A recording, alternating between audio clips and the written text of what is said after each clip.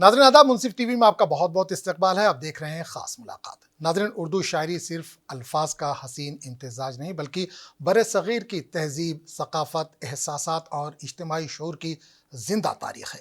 یہ وہ زبان ہے جس نے محبت کو غزل کی نرمی، درد کو مرثیے کی گہرائی، فکر کو نظم کی وسعت اور انقلاب کو شاعری کی طاقت عطا کی۔ اردو شاعری نے ہر دور میں اپنے عہد کے جذبات، مسائل اور خوابوں کی ترجمانی کی ہے۔ دکنی دور کی سادگی سے لے کر دہلی کے کلاسیکی رنگ، لکھنؤ کی لطافت، اصلاحی تحریک، ترقی پسند ادب، جدیدیت اور ما بعد جدیدیت تک اردو شاعری نے مسلسل ارتقاء کا سفر طے کیا۔ اس سفر میں ایسے عظیم شعراء پیدا ہوئے جنہوں نے نہ صرف اردو ادب کو عالمی شناخت دی بلکہ انسان دوستی، محبت، آزادی، انصاف اور روحانیت جیسے آفاقی موضوعات کو بھی اپنی شاعری کا حصہ بنایا۔ آج ڈیجیٹل دور میں جہاں اظہار کے انداز بدل رہے ہیں، وہیں اردو شاعری بھی نئے موضوعات، نئے لہجوں اور نئی نسل کے احساسات کے ساتھ ایک نئی سمت اختیار کرتی دکھائی دیتی ہے۔ سوال یہ ہے کہ کیا اردو شاعری اپنی کلاسیکی روایت کو برقرار رکھتے ہوئے جدید تقاضوں سے ہم آہنگ ہو رہی ہے؟ اس کے مختلف ادوار کے نمایاں خصوصیات کیا ہیں اور آنے والے وقت میں اردو شاعری کا مستقبل کس سمت جاتا نظر آتا ہے؟ ان تمام اہم پہلوؤں پر روشنی ڈالنے کے لیے آج ہمارے ساتھ ایک ایسی علمی و ادبی شخصیت موجود ہے جنہوں نے نہ صرف شاعری، تحقیق اور تنقید کے میدان میں اپنی منفرد شناخت قائم کی بلکہ بین الاقوامی سطح پر اردو زبان و ادب کے فروغ میں بھی نمایاں کردار ادا کیا۔ تو ناظرین، ہمارے ساتھ موجود ہیں ڈاکٹر محمد عبدالعلام صاحب۔ علام صاحب، بہت بہت استقبال آپ کا پروگرام۔ بہت بہت شکریہ۔ کیسے ہیں آپ؟ میں بالکل ٹھیک ہوں اعظم صاحب۔ تو ناظرین، ڈاکٹر محمد علام صاحب معروف شاعر، مصنف، ماہر تعلیم، نصاب ساز اور بین الاقوامی ادبی تنظیم سے وابستہ فعال ادبی شخصیت ہے۔ آپ مجلس فروغ اردو ادب کے سابق نائب صدر بھی رہ چکے ہیں، جہاں آپ نے متعدد عالمی مشاعروں کا کامیاب انعقاد میں اہم کردار ادا کیا، جبکہ اس وقت رنگ ریختہ ملیشیا کے جوائنٹ سیکریٹری کی حیثیت سے اردو زبان و ادب کی خدمات انجام دے رہے ہیں۔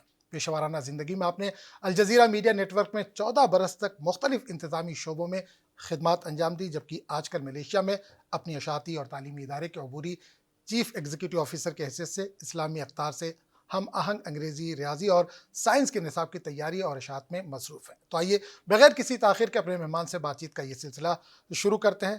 تو سر، آپ سے شروعات یہاں سے کروں گا کہ اردو آپ کے نصاب میں شامل نہیں تھی یا آپ نے اردو شروعات میں نہیں پڑھی ہے، لیکن اردو سے یہ دلچسپی کیسے پیدا ہوئی؟ دلچسپی اس طرح سے پیدا ہوئی ہے کہ میں کچھ مشاعرے دیکھنا شروع کیا، اور اس سے پہلے میں نے کچھ اردو کلام ہمارے والد صاحب علامہ اقبال کا، غالب کا پڑھتے تھے گھر پہ، خاص طور پر علامہ اقبال کا، اور اس سے میرے اندر ایک محبت سی اردو زبان کے لیے پیدا ہوئی۔ ہم جہاں سے آتے ہیں ملیشیا سے، تو وہاں 1990s میں اردو کا نام و نشان نہیں تھا۔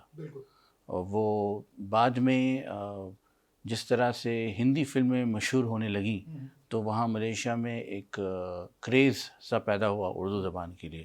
تو کیا وہاں پر ہندی فلمیں جو ہیں وہ تھیٹر وغیرہ میں لگتی ہیں؟ بہت، اور تو نہیں ڈبنگ رہتی ہے یا ہندی یا اردو لینگویج میں ہی رہتی ہیں؟ ٹائٹلز ہوتے ہیں، ملے زبان میں ہوتے ہیں۔ ٹھیک۔ تو اس سے پہلے تو یہ حال تھا کہ اگر کوئی اردو میں بات کرے تو شرماتے تھے، لیکن وہ فلمیں جب بہت کامیاب ہوئیں تو لوگوں کو پسند بھی آنے لگی اردو زبان۔ اور میرا یہ تھا کہ میں نے ایک بات نوٹس کیا کہ ہماری مسلم جو تہذیب ہے اور تمدن ہے، سویلائزیشن ہے، اگر ہم چاہتے ہیں کہ وہ کامیابی کی طرف جائے تو اس میں زبان کا ایک بہت اہم کردار ہے۔ مجھے لگتا ہے کہ جیسے جیسے امت مسلم میں زوال پیدا ہوتا ہے، اسی طرح سے ہماری زبان میں بھی اور ادب میں بھی زوال پیدا ہوتا ہے۔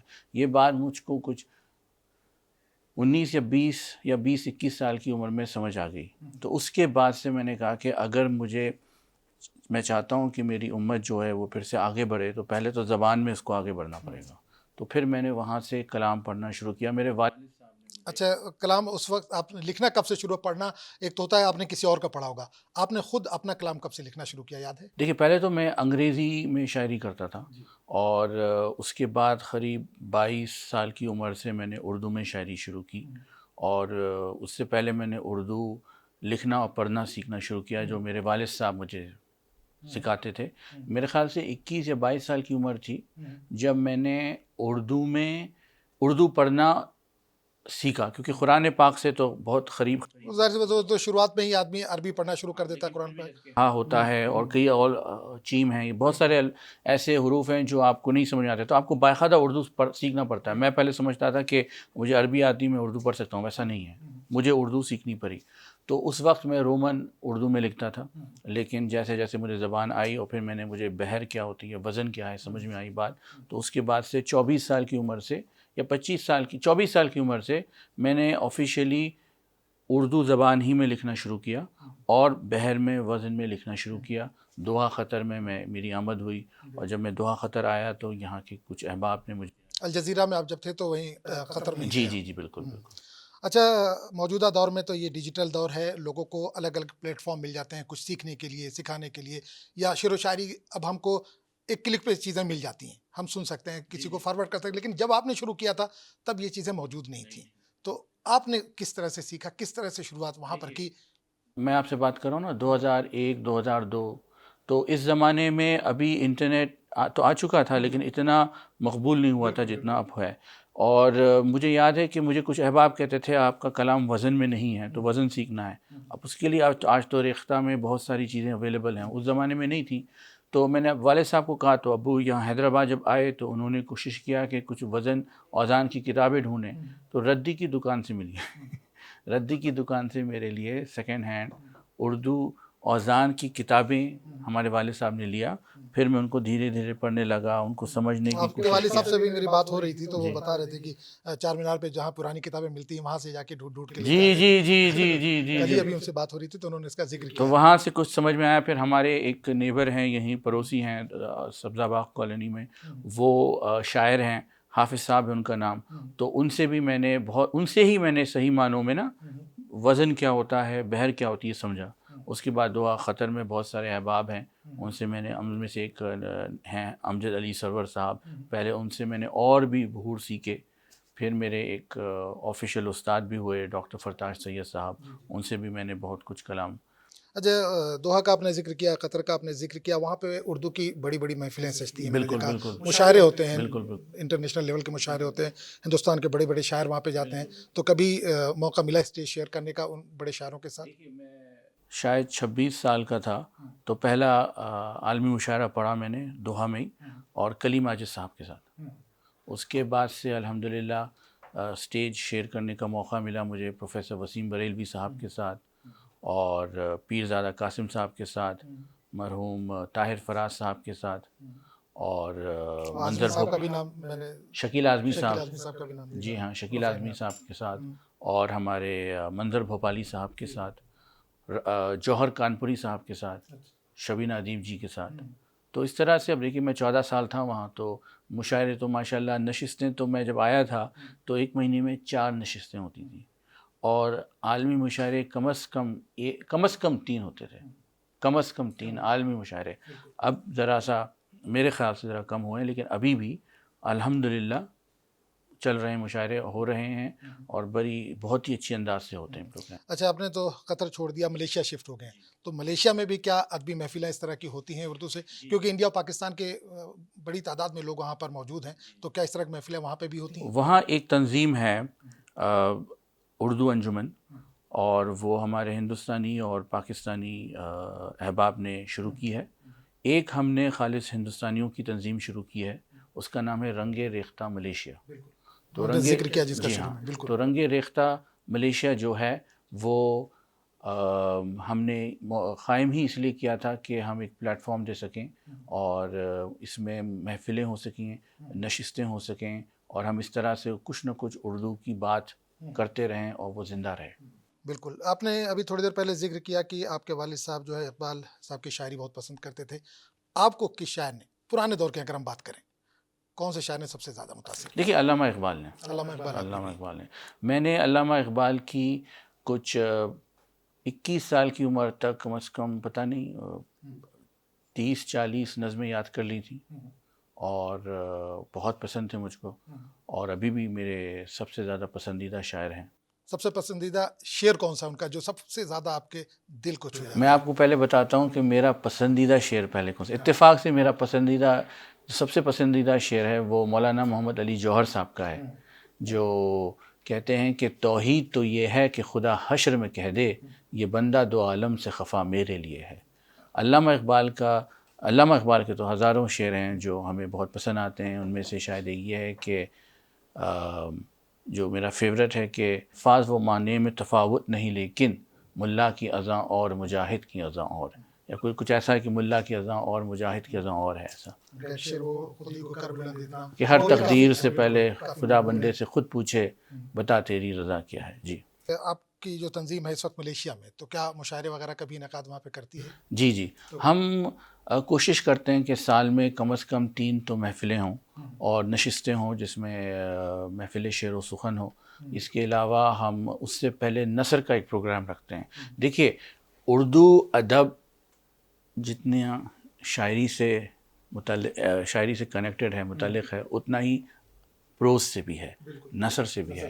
ہمارے پاس دعا خطر میں ایک تنظیم ہے ادارہ ادبی اسلامی، وہ ماشاءاللہ جب بھی پروگرام اپنا کرتی ہے تو پہلے ایک نثر کا حصہ ہوتا ہے، تو نثر بہت ضروری ہے۔ تو نثر کے بعد پھر ہم مشاعرے کا پروگرام رکھتے ہیں۔ اب ہم وہاں عالمی مشاعرے کرنا چاہتے ہیں، اور اگر ہم عالمی مشاعرے کریں گے ملیشیا میں تو میرے خیال سے آفیشیلی کہا جائے تو یہ پہلا پراپر آفیشیل عالمی مشاعرہ ہوگا جو کوالالمپور ملیشیا میں ہو رہا ہے۔ اس سے پہلے کچھ شعراء آئے ہیں چھوٹی چھوٹی محفلوں میں، لیکن کئی ہندوستان کے شعراء ایک جگہ موجود ہوں کوالالمپور میں، یہ ابھی تک جتنا مجھے معلوم ہے نہیں ہوا ہے۔ چلیے کوشش آپ کرنے کی کر رہے ہیں، اللہ کامیاب کرے۔ وطن عزیز پر ایک بڑی پیاری آپ کی نظم ہے، اگر سنا سکے ہمارے ناظرین کو تو۔ دراصل یہ علامہ اقبال کی ہی مصرع میرا وطن وہی ہے، اس پر ہے یہ، جو ملک کے الگ الگ شہر ہیں اس کو آپ کی تسبیح کی دانوں کی طرح بالکل پرویا ہے، اس میں سنا ہے میں نے، تو ایک بار اگر ہمارے ناظرین کو بھی سنا دے۔ عنایت آپ کی اس نظم کا عنوان ہے میرا وطن وہی ہے۔ جو بھی ہمارے پاس ہندوستان میں حالات ہوتے ہیں، لیکن فطری بات ہے کہ ہمیں اپنے ملک سے ہمیشہ محبت رہے گی، یہ تو کبھی کم نہیں ہو سکتی۔ تو یہ دیکھیے نظم ہے کہ جس کے لیے ہمالیہ پر برف سی جمی ہے، جس کے لیے یہ گنگا جمنا میں آ ملی ہے، جس کے لیے ہمالیہ پر برف سی جمی ہے، جس کے لیے یہ گنگا جمنا میں آ ملی ہے، جس کا ہر ایک پتھر پھولوں کی ایک لری ہے، جس کا ہر ایک گنچا شعلے کی پھل جری ہے، جنت میں جو ہے رضواں دھرتی پہ جو ولی ہے، میرا وطن وہی ہے، میرا وطن وہی ہے۔ سکم گگن کی صورت شملہ چمن کی نکھت، سکم گگن کی صورت شملہ چمن کی نکھت، دہلی وطن کی سیرت کیرل لگن کی مورت، میسور یار موسم ریپور تار شبنم، جے پور بار رستم کرنول پیار ہمدم، دو لفظ جس کے سن کر امید بن گئی ہے، ایک راہ جیسے ہم کو دو راہ پر ملی ہے، دو لفظ جس کے سن کر امید بن گئی ہے، ایک راہ جیسے ہم کو دو راہ پر ملی ہے، جس کے قدم سے منزل پاؤں کو آ لگی ہے، جس کی روش پہ دنیا ایک ہو کے چل پڑی ہے، جنت میں جو ہے رضواں دھرتی پہ جو ولی ہے، میرا وطن وہی ہے، میرا وطن وہی ہے۔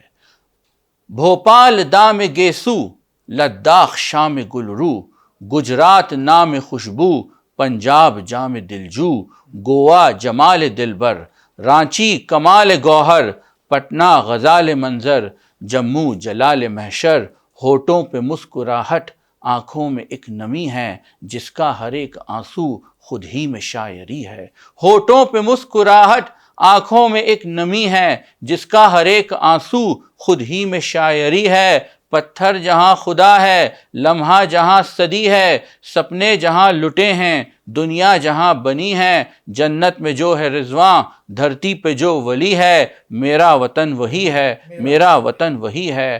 آخری بند، ممبئی ہے چھن سے بادل تامل ہے فن میں اول، ممبئی ہے چھن سے بادل تامل ہے فن میں اول، بنگال دھن سے منگل لکھنؤ ہے من کا کومل، آسام حور جنت شیلونگ نور الفت، امپال سور رنگت کاشی ہے طور رحمت، تلگو جہاں کی بھاشا اردو جہاں پلی ہے، جس کا ہر ایک جزیرہ پانی کی جل پری ہے، تلگو جہاں کی بھاشا اردو جہاں پلی ہے، جس کا ہر ایک جزیرہ پانی کی جل پری ہے، ایتا نگر ہو میزو بھارت کی زندگی ہے، کس کس کا نام لے ہم، یہ داستاں بری ہے، مذہب جہاں برابر لوگوں میں سادگی ہے، عیسیٰ کے بول بھی ہیں، نانک کی بات بھی ہے، اسلام کی مہک اب مٹی سے آ رہی ہے، کرشنا کے ہاتھ ہی میں بھارت کی بانسری ہے، جنت میں جو ہے رضواں، دھرتی پہ جو ولی ہے، میرا وطن وہی ہے، میرا وطن وہی ہے۔ یہ ایک عام تاثر ہے کہ نوجوانوں میں اردو سے دلچسپی اب ختم ہوتی جا رہی ہے، لیکن مشاعروں کی طرف ہم نے دیکھا ہے کہ ان کا شوق بڑھتا جا رہا ہے۔ اگر ہمارے اس منصف چینل کے اور بھی بہت سارے اردو اخبارات ہیں، اگر ان کی کیا کہتے ہیں جو سرکولیشن ہے بڑھ رہی ہے، تو اس کا مطلب لوگوں کو ابھی بھی اردو سے بہت دلچسپی ہے۔ اور دیکھیے جب تک کہ شاعری زندہ ہے لوگوں کو اردو سے دلچسپی رہے گی۔ دیکھیے اردو جو زبان ہے اس کو نہ صرف سننا، اس کی جو لکھاوٹ ہے وہی اتنی خوبصورت ہے کہ لوگ اس کے عاشق بن جاتے ہیں۔ لوگ ایک بار اردو میں لکھنا پڑھنا شروع کرتے ہیں تو پھر رومن اردو میں دیکھنے کا دل نہیں چاہتا کسی کو۔ نہیں، میرا سوال یہی ہے کہ اب جو نوجوان ہیں یا ہمارے گھروں میں اردو نہیں پڑھائی جاتی، عربی بچے پڑھ لیتے ہیں ظاہر سی بات، لیکن اردو کا جو ایک سوچ تھی کہ اردو بچوں کو آنی چاہیے، قاعدے سے شروع، الف بے تے سے ہم شروع کرتے تھے، لیکن اب وہ چیز ختم ہوتی جا رہی ہے۔ عربی پڑھا دیتے ہیں، نو ڈاؤٹ قرآن شریف پورا ختم کرا دیتے ہیں، لیکن اردو سے دوری ہوتی جا رہی ہے۔ لیکن نوجوان نسل میں نے یہ دیکھا ہے کہ شعر و شاعری کو لے کر رجحان بڑھا ہے۔ اب وہ کیا سوشل میڈیا کی وجہ سے ہے، جس طرح سے واٹس ایپ ہے یا سوشل میڈیا کے دوسرے جو بھی ذرائع ہیں، اس میں شعر و شاعری کی دو لائنیں آتی ہیں، وہ پڑھ کے اس کو فارورڈ بھی کرتے ہیں اور وہ خوش بھی ہوتے ہیں، اس میں خود بھی ٹرائی کرتے ہیں کہ بھائی کچھ اس طرح سے لکھنا چاہیے۔ تو کیا یہ اردو سے دوری نقصان ہوگی، اردو کو آگے چل کے رسم الخط کو نقصان پہنچائے گی؟ دیکھیے میرے خیال سے ایک بات میں آپ کو کہہ دوں کہ آج کل کچھ لوگ، میرا ایجوکیشن سے تعلق ہے، کچھ ایسی کتابیں بھی آنے لگی ہیں جو آپ کو میتھمیٹکس سکھاتی ہیں اردو کے ذریعے نا، تو میتھمیٹکس سیکھ رہے ہیں اردو کے ذریعے۔ تو بہت سارے طریقے ہوتے ہیں زبانوں کو، ایجوکیشن کو انٹیگریٹ کرنے کے، جس کے بعد نا انشاءاللہ اردو ہماری خطرے میں نہیں رہے گی۔ رسم الخط کی جہاں تک کہ بات ہے تو دیکھیے جو ہمارا کلچر ہے وہ یہ ہے کہ اگر آپ نے کچھ اردو اشعار فارورڈ کیے، آپ کسی اردو واٹس ایپ گروپ میں ہیں اور آپ نے اردو رسم الخط میں نہیں لکھا، تو 4-5 لوگ آپ کو اسی وقت آ کے تنقید کریں گے آپ کے۔ تو ینگ جنریشن اس تنقید سے بچنے کے لیے ویسے بھی رسم الخط سیکھنے کی کوشش کر رہی ہے۔ اچھا، کیا رومن میں وہ مزہ آتا ہے جو اردو رسم الخط میں ہے، کہ یا شعر کی جو شیرینی ہے، جو وزن ہے، وہ کم ہو جاتا ہے؟ دیکھیے پہلی بات تو یہ ہے کہ میں نے رومن اردو سے ہی شروع کیا تھا۔ تو آپ اپنے ہی حساب سے، اپنے تجربے کے حساب سے، کیونکہ بہت سے ورڈ ہے جس میں ڈی کی وجہ سے ہوتا ہے نا کہ اگر آپ کو اردو ورڈ نہیں معلوم ہے تو ڈی کا آپ ڈا ہی پڑھ دیں گے، دا نہیں پڑھیں گے، تو اس طرح کی دقتیں آتی ہیں۔ دیکھیے بات یہ ہے کہ آپ رومن اردو میں پہلی بات تو یہ ہے کہ وزن میں شعر نہیں کہہ سکتے۔ اگر آپ کو وزن میں شعر کہنا ہے، بحر میں شعر کہنا ہے، تو آپ کو پھر رسم الخط ہی آنی چاہیے اردو کی۔ دوسری چیز یہ کہ ایک بار آپ کو رسم الخط میں لکھنا آ گیا، پڑھنا آ گیا، آپ کو کوئی پیسے بھی دے گا تب بھی آپ رومن اردو میں نہیں پڑھنا۔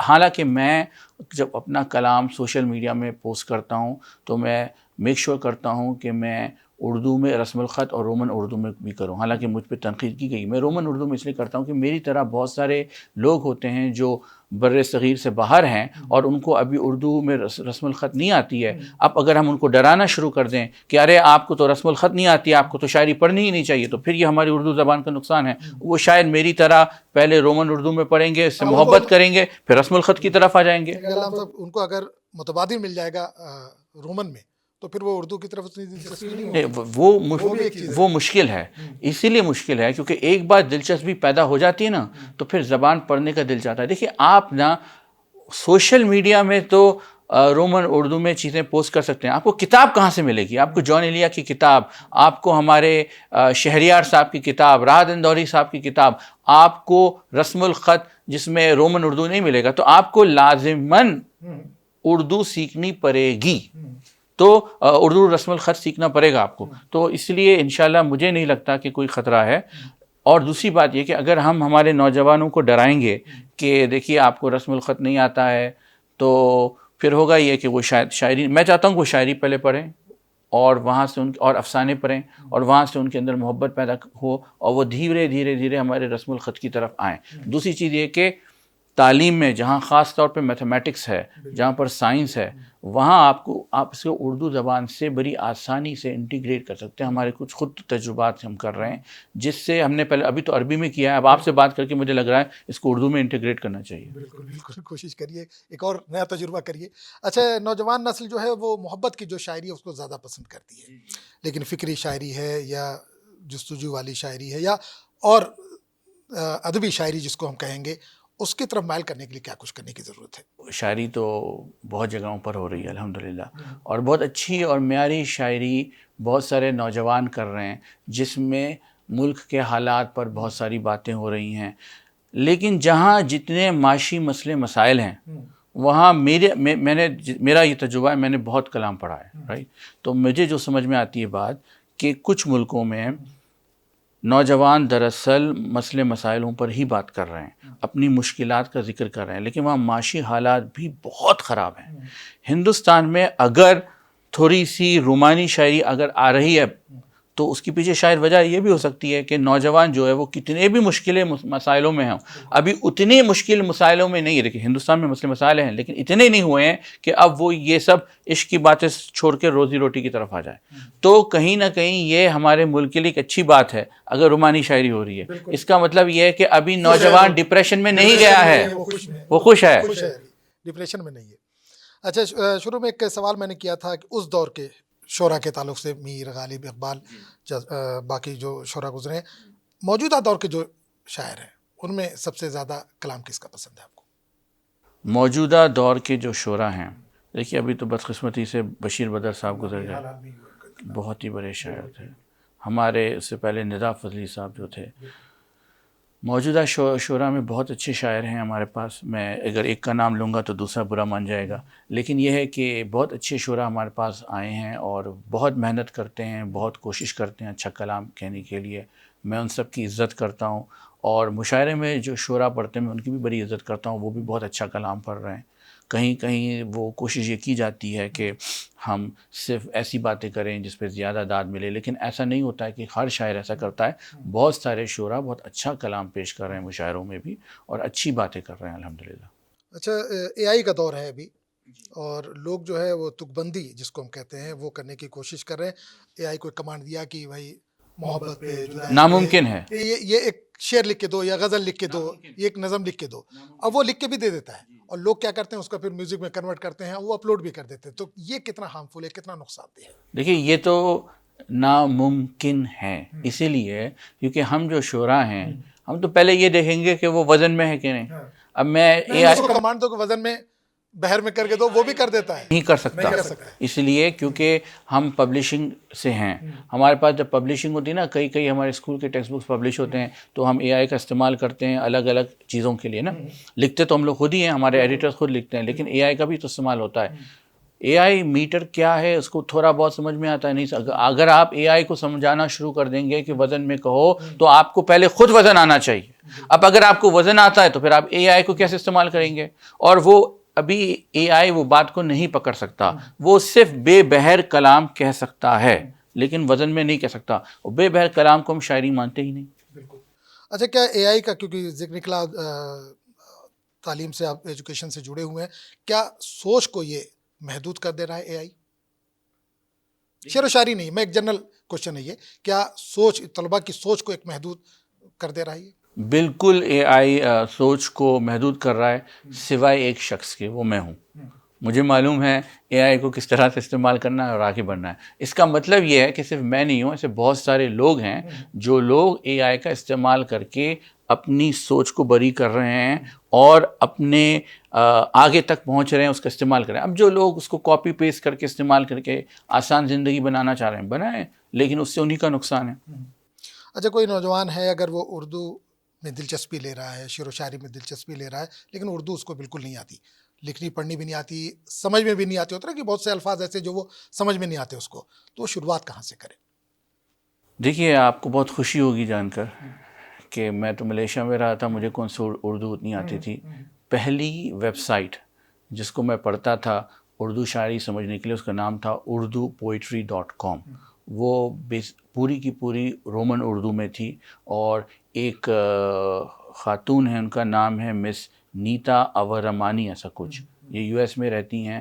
انہوں نے اس کو شروع کیا تھا اور اللہ ان کو جزائے خیر دے، بہت اچھا ان کا کام ہے. اس میں کئی شعراء ہیں اور ہزاروں شعراء ہیں اس میں، اور آپ اس کو پڑھ کے اس سے سمجھ سکتے ہیں. جو بھی لفظ نہیں سمجھ میں آئے کلک کر سکتے ہیں. اب تو ہمارے پاس ریختہ بھی ہے، ریختہ بھی بڑے پیمانے پر کام کر رہا ہے. تو تینوں لینگویج میں آپ کو، اردو، ہندی، انگلش، تینوں میں آپ کو پرووائڈ کر رہا ہے، مہیا کرا رہا ہے. تینوں میں. اور اگر اب ریختہ ہی ایک طریقے سے اس میں بہت اچھا کام کر رہا ہے، اور اس کو آپ ڈبل کلک کیجئے، وہ آپ کو اس کا مطلب بتا دے گا، آپ کر سکتے ہیں. نہیں تو آپ اس کو اے آئی میں لے کے اس کا مطلب سمجھ سکتے ہیں. جن کو شعر و شاعری سے محبت ہے، آپ ان کے لیے کتنے بھی مشکلیں پیدا کیجئے، وہ لوگ پھر بھی اردو کی طرف پہنچ جاتے ہیں.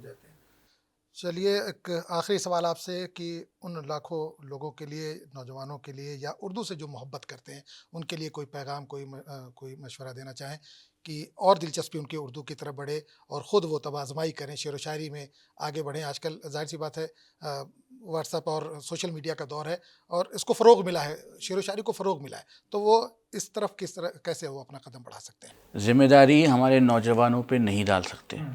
یہ ہونا یہ چاہیے کہ اردو سسٹم کا ایک حصہ ہونا چاہیے. اسی لیے جیسے میں نے کہا کہ کم از کم ہم انٹیگریشن کریں میتھمیٹکس کا، سائنس کا، اردو کے ساتھ، اس طرح سے کہ آپ انگریزی ہی زبان میں میتھمیٹکس سیکھیں، اردو سیکھیں، سائنس سیکھیں، لیکن وہ جو ایگزامپلس ہوتے ہیں وہ اردو کے ہوں. اب ہم کوشش کر رہے ہیں عربی میں، تو شاید انشاءاللہ ہم انگریزی میں بھی، اردو میں بھی کریں گے. اس کو حصہ ہونا ہوگا.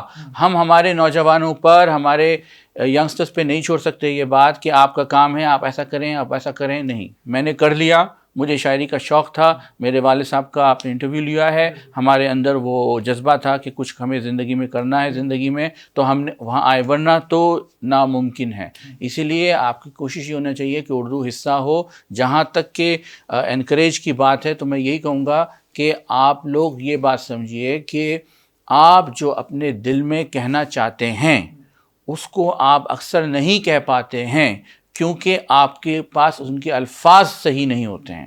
آپ جتنا مطالعہ کریں گے آپ کی زندگی اتنی آسان ہو جائے گی، کسی سے بات کرنا آسان ہو جائے گا. آپ کو اور کیا چاہیے؟ الفاظوں کا ذخیرہ جتنا ہوگا اتنا آپ کے لیے آسانی ہوگی. بھئی آپ ایسا لیجیے نا، یہ آپ آفس میں دیر سے آ رہے ہیں، آپ کے پاس اتنے سارے الفاظ ہوں گے، آپ کو معلوم ہوگا کیا کہنا ہے، کیا وجہ ہے. اپنے مینیجر کو سمجھا سکیں گے کہ دیری کی اصل وجہ کیا ہے، ورنہ وہ تو سمجھیں گے کہ آپ ایسی دیر سے آ رہے ہیں. تو بہت سارے اگزامپل میں ینگسٹرز کے لیے دے رہا ہوں کہ جتنا آپ زبان کو سیکھیں گے آپ کی زندگی اتنی آسان ہوگی. یہ میرا خود کا تجربہ ہے.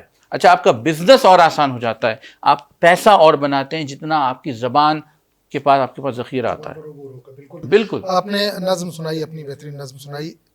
آخر میں کچھ اپنے ہی اشعار جو آپ کو سب سے زیادہ پسند ہو ہمارے ناظرین کے لیے. ایک غزل ہے، اجازت دے دو کہ جس کے پہلو میں ہو یہ کم بخت اس کا کچھ نہیں، جس کے پہلو میں ہو یہ کم بخت اس کا کچھ نہیں. آنکھ ہے، سر ہے، زباں ہے، دل نہ ہوتا کچھ نہیں. اور کچھ کہنا تھا ان سے اور کچھ کہتا رہا، اور کچھ کہنا تھا ان سے اور کچھ کہتا رہا، اور کچھ کہتا بھی میں تو ہونے والا کچھ نہیں. شاعری میں کیا رکھا ہے مجھ سے جب پوچھے کوئی، شاعری میں کیا رکھا ہے مجھ سے جب پوچھے کوئی، ہنس دیا کرتا ہوں اکثر اور کہتا کچھ نہیں. نظم سارے جسم کا دل کی غزل ہی سے تو ہے، نظم سارے جسم کا دل کی غزل ہی سے تو ہے. دل نکالو جسم سے تو باقی رہتا کچھ نہیں. مقطع ہے، چھوڑ بھی یہ ضد انا کی جا منا محبوب کو، چھوڑ بھی یہ ضد انا کی جا منا محبوب کو، مان جا رویس میری اب بھی بگڑا کچھ نہیں.